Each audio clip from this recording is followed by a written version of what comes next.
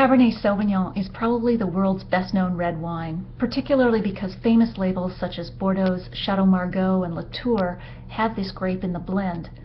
But what you might not know is that Sauvignon translates to sauvage or savage in French because of the robust tannic nature of this red wine. Cabernet Sauvignon is made around the world in many regions, but Bordeaux made it famous in southwestern France, that's lower left in your map, especially in the Pauillac region of the Médoc, which is also famous for Pauillac lamb. The little lambs get to graze among the vines after the grape harvest in Bordeaux, and as a result their meat is tender and juicy and rich. Well, maybe the lambs aren't so lucky, but we are. And the pairing of Cabernet and spring lamb has become a classic, not just for Easter. The richness and juiciness of the meat is matched and balanced by the dry darkness and austerity of the wine, and each makes the other taste much better.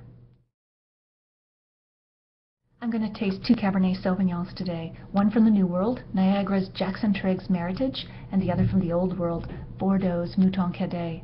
Meritage is the North American term for Bordeaux blend involving grapes such as Cabernet Sauvignon, Cabernet Franc, Merlot, Malbec, and Petit Verdot.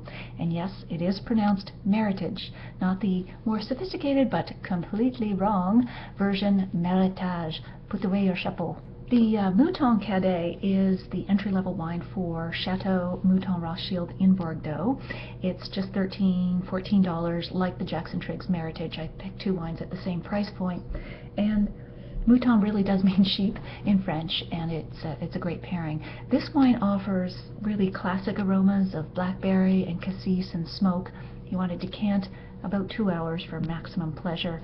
I give it 87 points out of 100. The Jackson Triggs is even more powerful, more robust. There's a lot of brooding, black, fleshy, dark fruit in here. And it's pretty darn amazing for this price point. I give it 88 points out of 100. Now, you also want to look for other Cabernet Sauvignons from other regions, of course. In Australia, they tend to blend it with Shiraz. In Argentina with Malbec, and those are really interesting variations on a theme. So I will post my favorite Cabernet Sauvignons under $20 with this video, as well as those that scored in the high 90s for those of you with trust funds. Let me know which wine or grape you'd like to see profiled next. Cheers.